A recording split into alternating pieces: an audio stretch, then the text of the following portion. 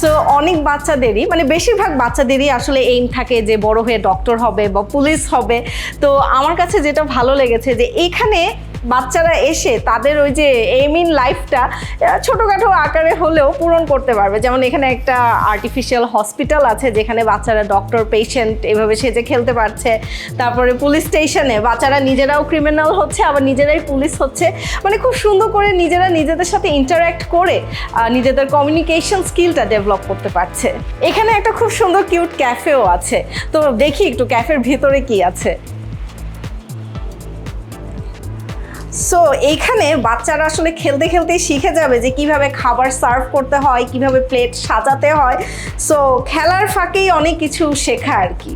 আবার এখানে একটা পেট শপ আছে, আবার সুপার মার্কেটও আছে। সো আমি যেমনটা আগেই বলেছিলাম যে এখানে কিন্তু ফিজিক্যাল অ্যাক্টিভিটিরও অনেক ব্যবস্থা আছে। তো এই এরিয়াটাতে বাচ্চারা কিন্তু অনেক ধরনের ফিজিক্যাল অ্যাক্টিভিটিতে ইনভলভ হতে পারবে।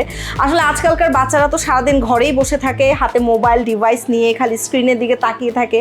তো সেই জায়গায় আসলে ওদের অন্য কোথাও যে কোনো ধরনের অ্যাক্টিভিটির সাথে ইনভলভ হওয়ার কিন্তু সুযোগ একেবারে নেই বললেই চলে। কারণ আমাদের এখন দেখা যায় মাঠ থাকে না, কোনো পার্ক থাকে না আশপাশে। তো সেই জায়গা থেকে এরকম একটা জায়গায় যদি বাচ্চাদেরকে নিয়ে আসা যায় তাহলে আমার কাছে মনে হয় ওদের ফিজিক্যাল হেলথের অনেক ডেভেলপমেন্ট হবে। তো আমাদের এখনকার বাচ্চারা কিন্তু আসলে বলতেও পারবে না যে কিভাবে গাছ লাগাতে হয় বা গাছ লাগায় কিভাবে, গাছের বিষয়ে কোনো আইডিয়াই তাদের নেই। তবে এখানে এসে আমি দেখলাম যে এখানে বাচ্চারা আসলে খেলতে খেলতেই শিখে যাবে যে কিভাবে ট্রি প্ল্যান্ট করতে হচ্ছে বা এই ব্যাপারগুলো আসলে কি সেগুলো তারা একদম প্র্যাকটিক্যালি দেখবে।